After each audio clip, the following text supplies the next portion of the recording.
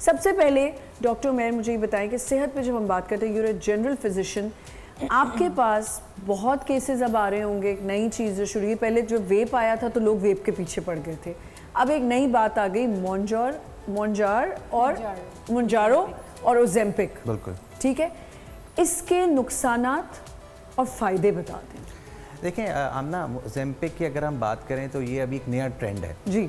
इसके ऊपर बहुत ज़्यादा इन्फॉर्मेशन आपको कलेक्शन नहीं मिलेगी कि अगर एक नई चीज़ जो पिछले कुछ 4-5 सालों में इन हुई है। यूजुअली पहले तो जितने भी डायबिटोलॉजिस्ट होते थे वो क्या करते थे, डायबिटिक फिजिशियंस सिर्फ शुगर को कंट्रोल करने के लिए, टाइप 1 को कंट्रोल करने के लिए ही यूज़ कर रहे होते थे।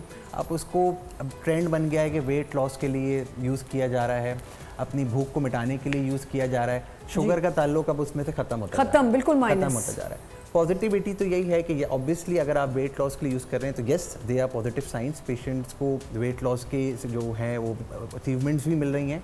नेगेटिविटी की बात करें तो ऑब्वियसली रेसिस्टेंस बॉडी में डेवलप हो जाती है, क्योंकि जब आप इसको वो कंटिन्यूसली यूज़ कर रहे होते हैं, एक तो इसका इस्तेमाल करना किसी को नहीं आता। जी। आपने ओजेम्पिक मंगवाई, बहुत से मेरे क्लाइंट्स या पेशेंट्स ऐसे होते हैं, बाहर कनाडा में कोई जानने वाला बैठा हुआ है, उनसे उन्होंने मंगवा लिया, या बाहर यूएस में कोई जानने वाला बैठा हुआ उन्होंने उनसे मंगवा लिया, and they are continuously using it. जी। कोई भी चीज़ आप मकदार में लेंगे, डोजेस का भी पता नहीं है कि कितनी क्वांटिटी में करनी है। गूगल को यूज़ करके आप उनकी डोजिंग कैलकुलेट करते हैं घर बैठ के ही, और आप उसको यूज़ करें। देखें ओजेम्पिक के साइड इफ़ेक्ट्स की अगर हम बात करें तो ऐसे कोई साइड इफ़ेक्ट्स नहीं है, बट हाँ कोई भी चीज़ आप पानी भी अगर एक मकदार से ज़्यादा पिएंगी तो आप अपार्ट फ्रॉम के आपकी हंगर जो है वो ख़त्म हो जाती है।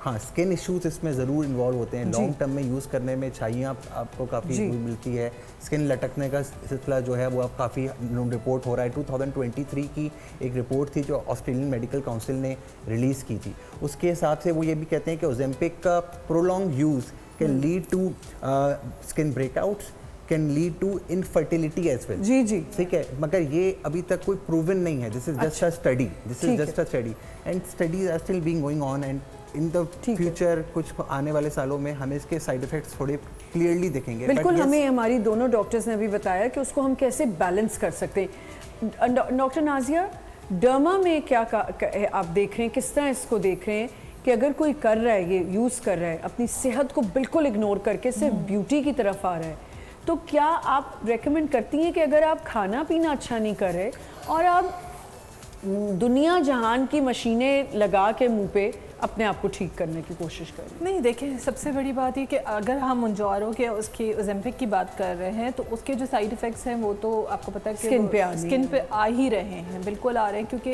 इतना फैट लॉस जब हो रहा है तो स्किन पे रिंकल्स आएंगे, बहुत वो है नॉर्मल कॉमन फैक्ट है। ठीक है, फिर उसके बाद उसकी जो लटकने वाला है, जिसका ओवरवेट है, अब वो 100+ kgs है, and she has reduced her weight till 70, फिर भी अगर 30-40 kgs में से रिड्यूस किया तो स्किन तो पूरी लटक जाएगी। उसके बाद जो प्रोसीजर्स होंगे वो अलग है, तो उसको जैसे डॉक्टर साहब ने बोला कि तरीके से इस्तेमाल करें, जिस तरीके से हम इस्तेमाल करेंगे, और फिर उसके जो एस्थेटिक प्रोसीजर्स हैं वो करने ज़रूरी पड़ेंगे, क्योंकि डर्मा में एज एन ये तो एस्थेटिक प्रोसीजर्स की तरफ ही जा रहा है। अगर हम ओजेम्पिक और मोंजारो की बात कर रहे हैं, मतलब आप देखें ना, बजटिंग तो देखें आप, लोग बेचारे ये सिर्फ अमीर ही कर सकते हैं, जो यहाँ से 1 लाख की डोज लेंगे, वहाँ से 3 लाख का मुंह पे कुछ कराएंगे। वो ये नहीं समझ रहे, वो ये भी समझ रहे हैं, कुछ लोगों ने आके ये भी कहा कि आप लोगों से हम डोज क्यों लगवाएं, यानी क्लिनिकल सेटिंग में भी डोज नहीं लगाएंगे, वो जाके ओवर द काउंटर हमारी बहुत बड़ी बड़ी फार्मेसी हैं जहाँ पे बहुत सस्ता मिल रहा है, वो वहाँ से लेंगे, वो खुद लगाएंगे,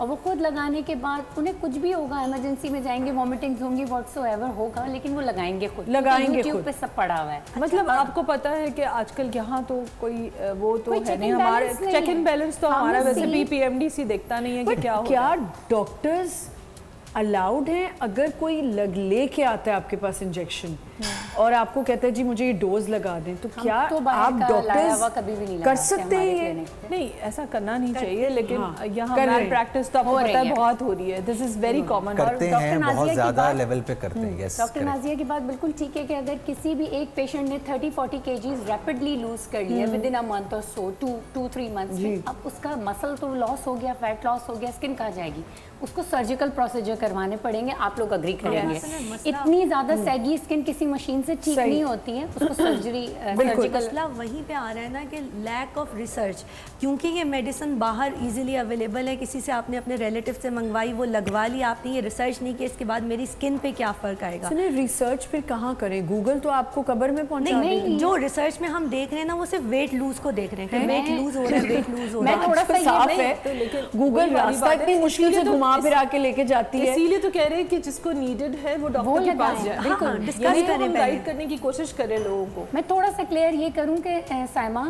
बाहर तो ये बहुत एक्सपेंसिव है, बाहर की कंट्रीज में, अमेरिका और कनाडा में ये ऐसे बहुत एक्सपेंसिव है, हर कोई नहीं लगा रहा है, इसको सेलिब्रिटी वेट लॉस कहा जाता है। लेकिन जो पाकिस्तान में ये इतनी चीप प्राइस पे आपको फार्मेसीज पे मिल रही है कि लोगों ने ले जाके घरों पे लगा लिया। हमारी बात सुन नहीं रहे, कह रहे हैं अच्छा है ना, एक दो पेन लेके लगा लेंगे तो क्या, फैशन बना दिया। और मसला ये ना खाने पीने पे कंट्रोल करना नहीं है, अपनी एक्सरसाइज पे कंट्रोल करना नहीं है। छोटी छोटी बच्चियां हैं जो आती हैं, PCOS का मसला चल रहा है, वेट लूज जल्दी से करना है बस। उस जल्दी से करने के लिए उनको कोई भी हर्बा तैयार करना है, उसमें चाहे ओज़ेम्पिक मिल जाए चाहे मोंजारो। ये